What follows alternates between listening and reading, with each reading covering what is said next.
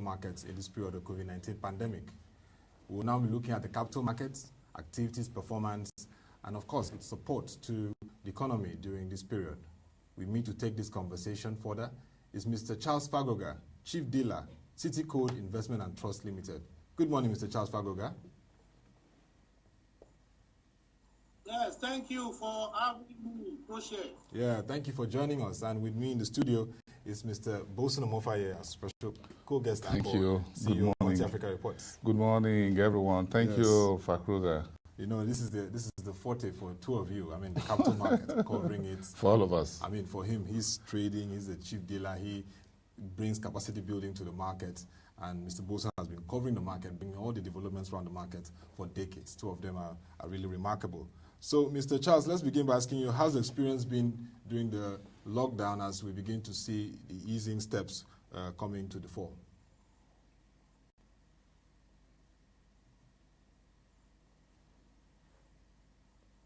Mr. Charles, can you hear me? Hello? Yes. I said, how's the experience been? Yeah. Can you hear me now? Yes, I can hear you. Yes. Just trying to get your experience so far, the lockdown. Yes, and I can hear you. Okay, yeah. Trying to get your experience during the lockdown and as we begin to wind down. Thank you very much. Yeah. Okay, thank you very much. That's a very interesting question. I would like to say it's a learning process for the broker-dealer community. It's a learning process for the stockbroking community. But I must say that most of us saw this coming. And that was why in my capacity building, training of new brokers, I always insist that minimum operating standard from all the firms must be adhered to us, must be strictly adhered to. And you can see that the firms who have that minimum operating standard, they will just trigger their business continuity and they will continue to trade. As I speak to you, I have brokers who are trading from the comfort of their bedroom. Life now, it is going on. They are trading. And we must give credence and honor to the Nigerian Stock Exchange. The market control people were able to trigger what we call the VPN. You know, all our brokers, our system has to be configured so that they can now trade from the comfort of the bedroom. Challenging internet connection, power issues here and there, and of course, I want you more to read. Your children on the lockdown, they just one or the other trying to connect to your program now. My children are just there doing their own online classes, and you know, so it's a learning process for all of us, and we are so happy that at least, despite the pandemic, we can still give our clients the service that they desire. We are happy about it. Yeah, I acknowledge what you said, which I've discussed with Mr. Bosun in the course of our program, that the Nigerian Stock Exchange, the FMDQ Securities Exchange, the NSD OTC market, and also the Afex Commodities Exchange have continued with their BCP, ensuring that remote work continues, technology continues to drive the processes, and that is commendable for these key players in the market. So I hear you very well, Mr. Charles, on that. No, I agree with you entirely, and with Fakrogha, because it's a very important. It's very important to note how quickly the stock exchange is able to galvanize its business continuity. Yeah. It means that the exchange is on top of the situation, is ever ready. It has an idea of where things should go in case of a disaster or an emergency of this nature. 94, 95 total national closure due to strike and the June 12 elections. Stockbrokers would have to still come to the trading floor. Yeah. Despite all the dangers and everything involved, those of us who are journalists, also had to walk and find other means of transportation to go into the exchange building because the system was all manual, call over. back then. But then if you fast forward that to today, it's a different totally world. We have an exchange in the NSE now that is global in nature. The trading engine is up to speed. The order, the buy side, the sales have a robust market right now that we can be proud of in sub-Saharan Africa and anywhere in the world.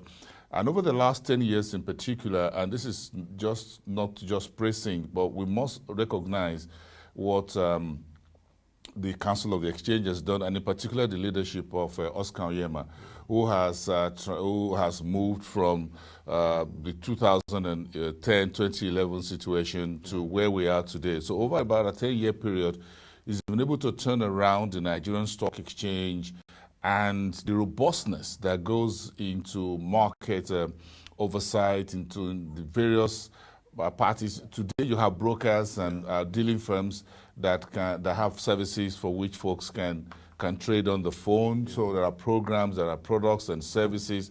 You have dealing firms that develop their own indices and they float it on the stock exchange. It's a totally, for those of us who are becoming dinosaurs in the market.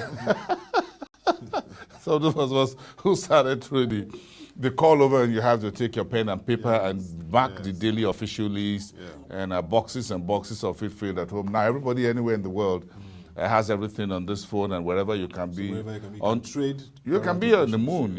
In fact, the guys in space at the World Space Station, I'm sure right now they can access the Nigerian market and make a trade and execute it and create wealth. So I think we should give it to the management and team of the Nigerian Stock Exchange. And I dare say here at Frontier Africa Reports that kudos to Oscar Onyema and the rest of his team. They've done a great job just within a 10-year period. Yes.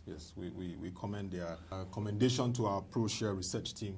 They published a report on the 22nd of April looking at the activities in the market from volumes traded to capitalization, even down to values traded in the market. And let's look first at capitalization.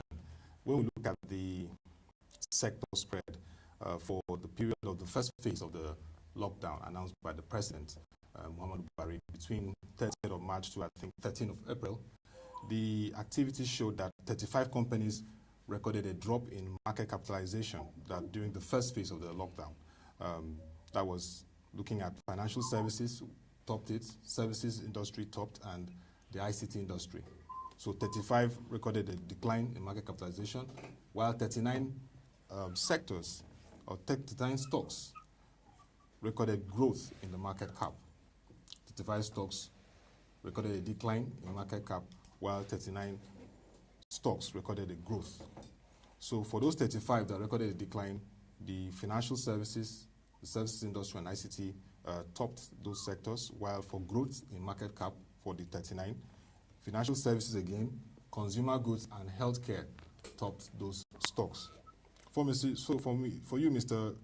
Fakrogha, when you look at this first phase of assessing performance in terms of market capitalization, financial services amongst the top 35 stocks that performed in decline and then recorded growth, dominant.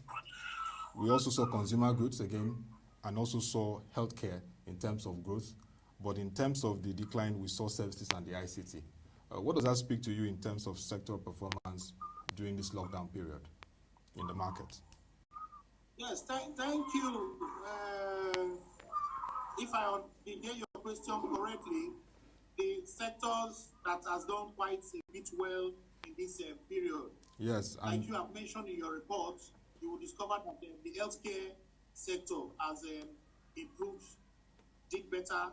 Yes, it is not unconnected to the health sector. I'm sure it's one of the essential services, and I'm sure since they continue to produce and to meet the essential supplies of their customers, of course, you will see people trying to take position in those equities. So I think that in the financial sector, that their Q1 results came out, and some of the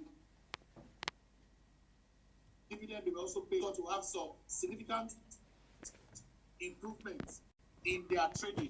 So I must give it to the healthcare sector, yeah, because it is due to them being in one of the essential services, and that's why we are seeing that increase in the volume of their trade.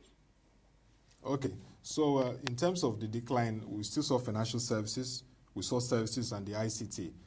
Does that show that the financial services is now a very critical player in the market? And analysts have made a strong call for the equities market to come to that level where it's not dominated completely by the financial services. I know that in US and other clients, we're seeing tech companies, we're seeing other sectors dominating the equities market.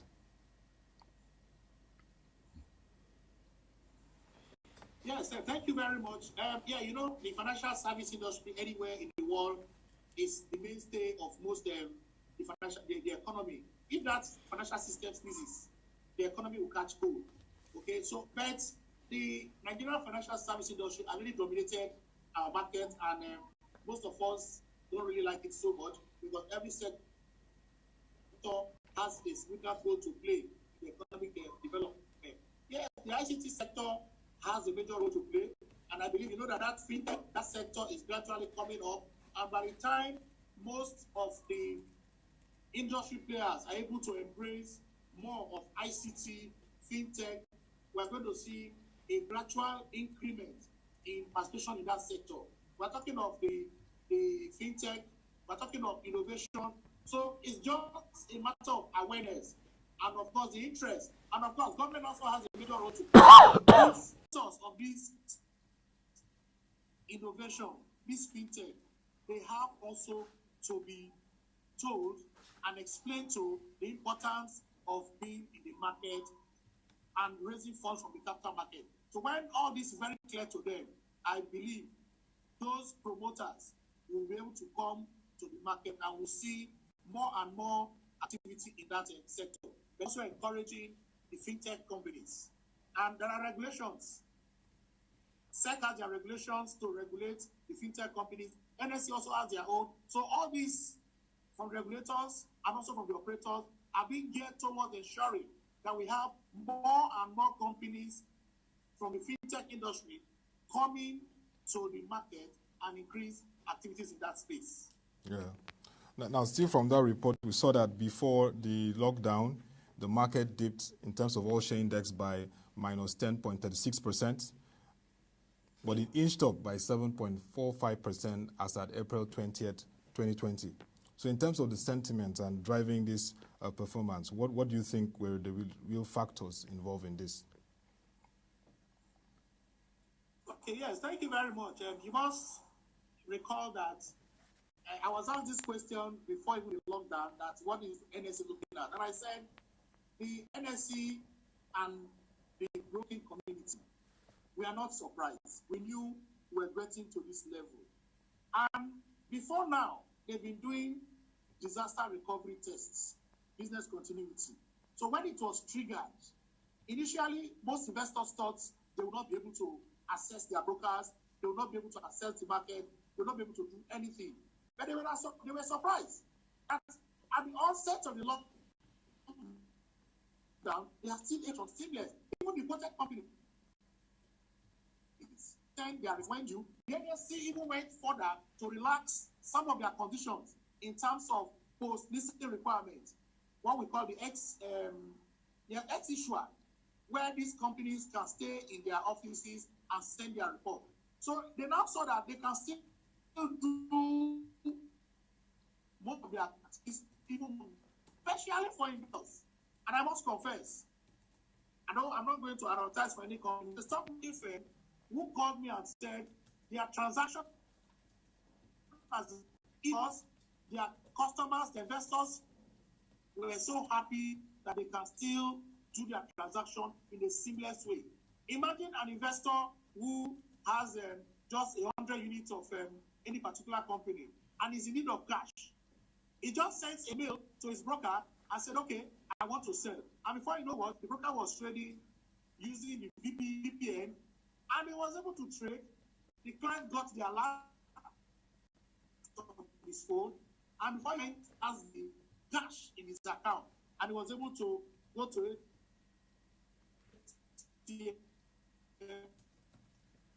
and pick up the money. One continue to patronize the market. So those increases we are seeing is as a result of having faith in the Nigerian capital market despite the lockdown. And the work most of the stockbroking firms were doing, they were continuing to educate their customers and say, look, these channels are available. Those of them who have not triggered what we call the OMS and its order management system were able to trigger it, and they were surprised from their mobile phone they were able to trade, and that is why we are seeing the increase. So we have what they call the direct assets. Some of them from any part of the world, they can place their order, and as long as it has been confirmed that they have money in those accounts, they can buy. While some, they will just place the order, the thing will get to the broker in his comfort of his bedroom, he sees the mandate and he opens it. That is giving indirect access and direct access to investors. So all these online services that most of us were not using before, we're not triggering before, as a result of the lockdown, we're able to trigger them. And of course, I must continue to mention the cooperation of market control of the stock exchange. And of course, all other personnel who are there made this possible. In fact, they made an announcement. Just come with your laptop, get configured so that you can continue to do business while the lockdown is going on. So all these has made transactions to increase. And we just hope that this will continue. Again, I will not say there are no challenges. There are challenges involved in terms of, I can be doing this live program now, before you know what, internet can just go up. So we have internet issue, and of course, the issue of almighty power is a problem. But I think in all, we give kudos to everybody that's involved, regulators, operators, and you guys in the media too. You guys are wonderful. You have made this possible, and we believe that something permanent is going to take place now, because going forward, I've had some CEOs who have spoken to me that, look, Charles, trainer, we are saying that we don't need so much of these overheads. It is only our staff that are going to add value to us that we're likely going to retain. I'm saying, hold on, don't do any downsizing. You have to do right sizing. Again, let me just mention to you, I'm sure both of you are aware that today, NSC is likely going to have meeting with the CEOs of stockbroking firms. They're going to have a meeting today, and it's going to be via online media.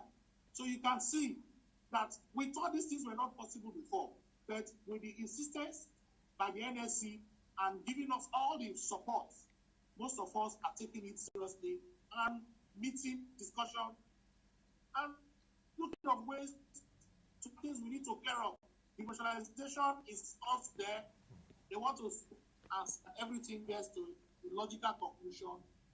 Investors, just remain calm. Your investments are safe.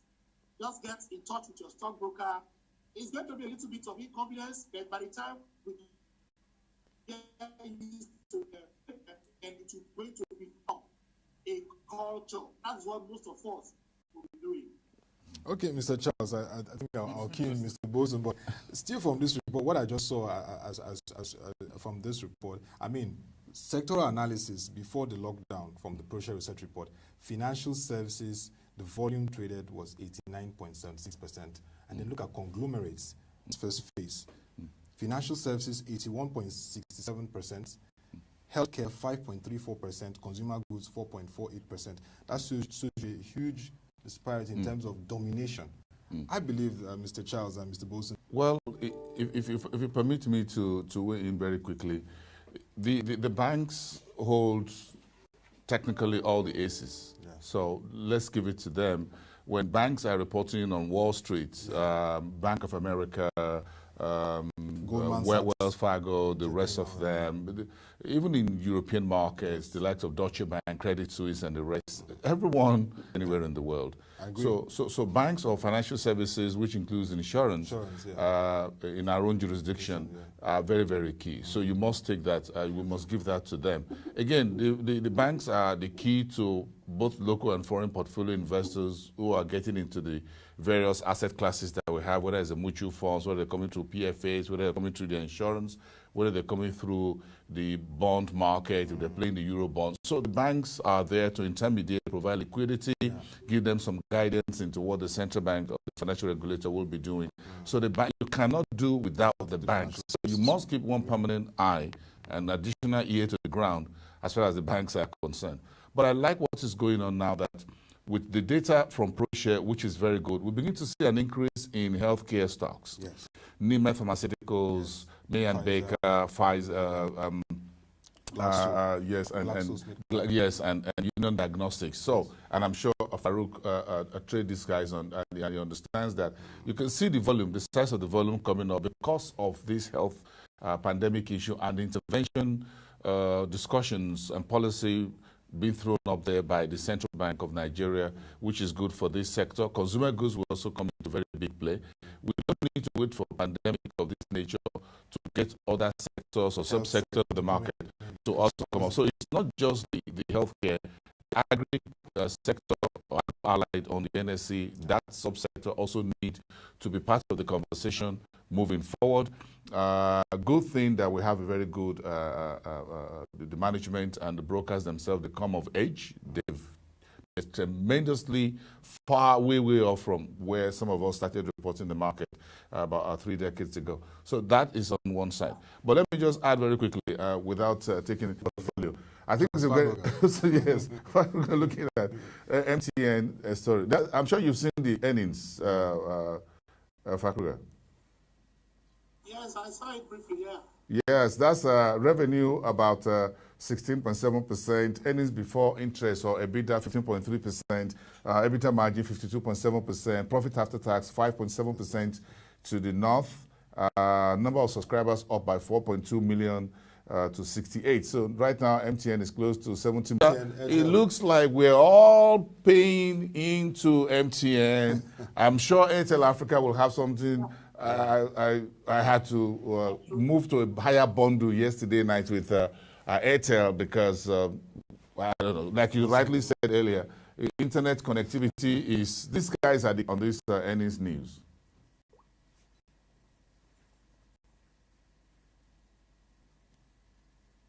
Yeah, just to mention also, I would say the telecom companies are having a queue. But I must also commend them. They are also providing the service, which if not from them, I won't be able to talk to you in this way. So I think I must give them the kudos. They've also done quite a lot. Just to also mention, in the lighter moods, a client just sent a message to me now, which I have forwarded the mandate to my compliance to confirm so that my brokers can trade. And that was my MTN.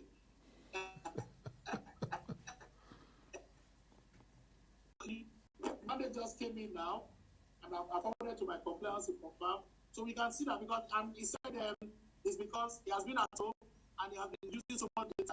So he believes that they're going to make so much profit. He wants to partake in that.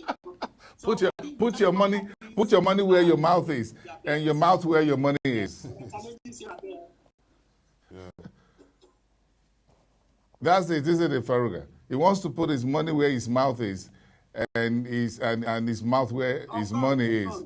So just a quick one here. Yeah. If this could happen in the case of MTN, and then if we extrapolate this for the bigger economy, for example, so just imagine if NNPC is unbundled, and part of NNPC, maybe the MPDC or the downstream or the pipeline part of it is listed on the exchange. For example, the power companies that are listed on the market. Maybe that for power sector, maybe that will even make the power companies discos to wake up. Yeah. For example, if you list all the 11 power companies, and if you don't get electricity, investors move and say, let's punish this disco for not giving us electricity, and the price move. Maybe that will get them to sit up. It's just an idea. Maybe I don't know. Maybe we should just try. I know the Bureau of Public Enterprises, they had this interaction with the Nigerian Stock Exchange dealing member who was there, and he talked about those interactions to see how we can bring in state-owned companies. Yes. We need strategic institutions in the market. Because if MTN is doing well, folks says, look, if I'm paying for data, and I'm using my phone or data more this period, please, I want to up my stake here. That's good business for MTN. Yeah, definitely. So if we do that in the power sector, in the oil and gas, for NNPC or so, that would be great. That would be massive. Yeah, and I think the current DG BP is also looking at pushing up that conversation from where his predecessor stopped to see how the state-owned companies. No, that'll be a great day. The power companies, power distribution companies listed on the exchange. That'll be a great day. Yeah. I will go to town.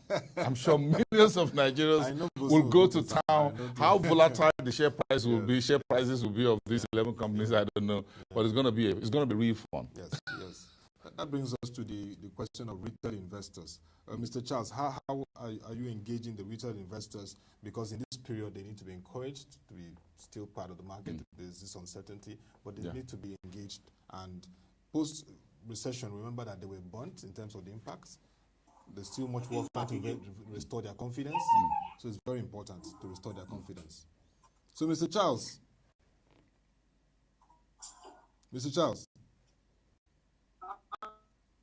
Can you hear me now? Can you hear you? Can you hear me now? You are breaking. Hello? Yes, can you hear me now? Okay, I can hear you. Yes, we're talking about restoring and strengthening retail investor confidence during this period of the pandemic. How is it going from your end and alongside your colleagues? How are you working on strengthening that? Okay. Yeah. Okay. Thank you very much. Like you already know, as an expert in learning and development, capacity building, our main focus has been on investors' education. We cannot allow retail investors to lose confidence in this market. Our big years, the big players like Bosin and Co, big boys. Bosin is a big time player. Invest so much. We need the retail investors to sustain the markets. Yeah. And it is these retail investors that will enable us to continue to open our offices, open our doors, open our channels for investments. They are the everyday type. They come and give you 100,000, 50,000, and you continue to do this investment for them while you are maintaining your portfolio. So for us to continue to ensure that they have that confidence, all in terms of ensuring, first of all, we must educate them continuously. We must be transparent. The reports to our retail investors so that they become part of the ecosystem. They are aware that, yes, the stockbroking firms consider them. But when this report comes out, some of them don't even understand. So we take our time to explain to them. Their things are really difficult that we're operating. The challenges are enormous. But we just have to be there. To put up a business continuity in a small size stockbroking firm, medium size, you know what it costs. But we just have to trigger that so that we continue this business. The confidence of investors will continue to improve if operators abide by the rules and regulations. If the rule says T+3, the man has sent his mandates, even if it is 2,000 shares of GT or whatever, ensure that it's being paid. It has value at that T+3. That integrity is key.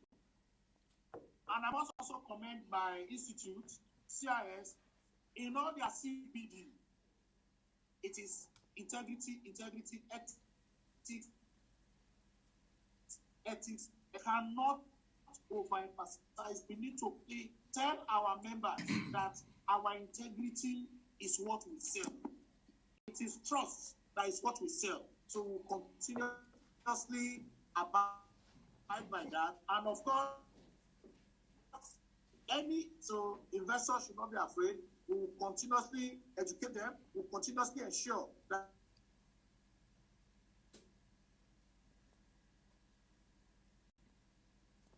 part of they get what they are supposed to get. Explain to them the channels that they can go through to ensure that they get justice.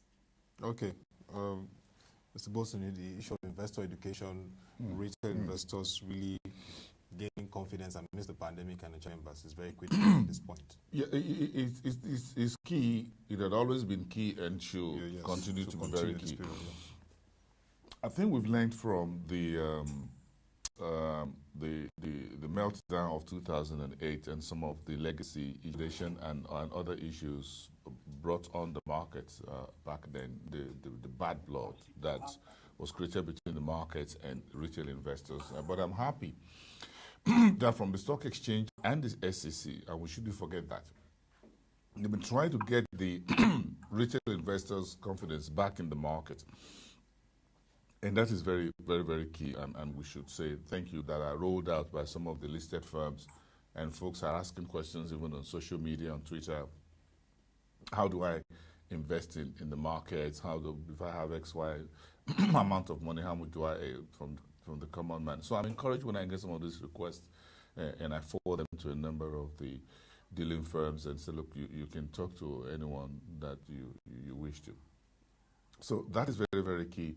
I think we've learned from the past, from legacy issues of the last 10, 15 years. I think we will continue to be more robust in terms of transparency and disclosure. I'm particularly happy that the Nigerian Stock Exchange now has put in place this system in which there are disclosures when there is a material buy or sell, like that disclosure. So even if you're selling 100 units, if you're a director of a bank or any listed company, there must be a disclosure.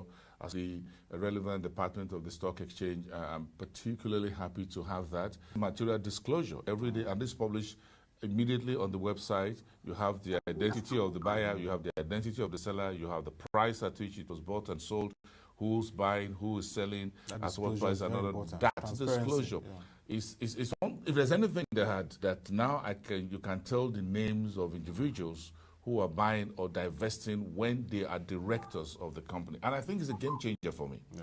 If I could just point that out, I say thank you to both the SEC and the Nigerian Stock Exchange in particular for putting that in place. That is another confidence of retail investors. And all the key those who are big boys in companies that are listed on the exchange or so, if they are buying or they are selling, the stock exchange now discloses that and on a daily basis. So you can see that, so you can see who is buying and selling.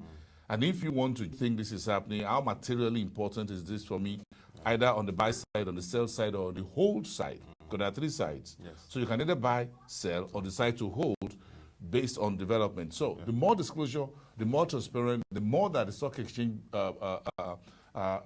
enrich its own disclosure, transparency initiatives at the NSC. Yeah. Okay, Atabasi, let me just add. You know what Bosin said is very correct, and that decision as the result of the engagement between the CEO and the members of the exchange, because there were complaints. Some investors complained that, look, they see these huge transactions going on. Who and who is involved? So the exchange has no choice, and they say, okay, yes, because it is stockbroking firms that will execute these transactions. They know their customers. Investors are aware. Like Bosin have said, usually insiders in listed companies. So if you are buying to hold, investors have confidence. And like we have seen recently, there was some from these transactions involved. They will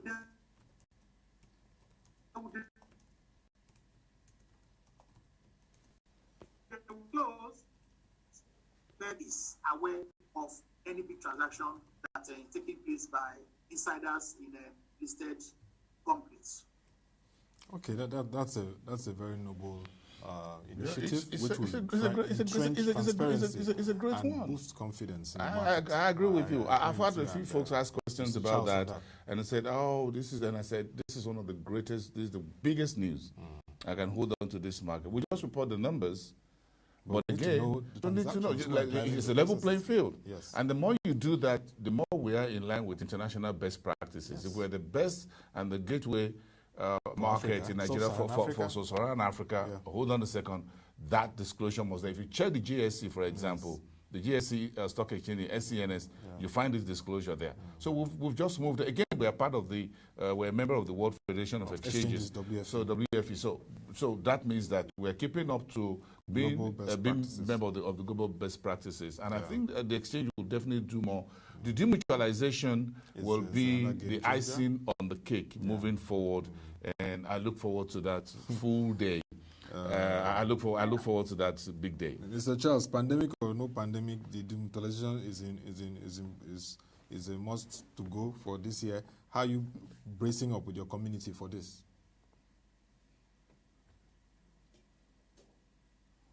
Again.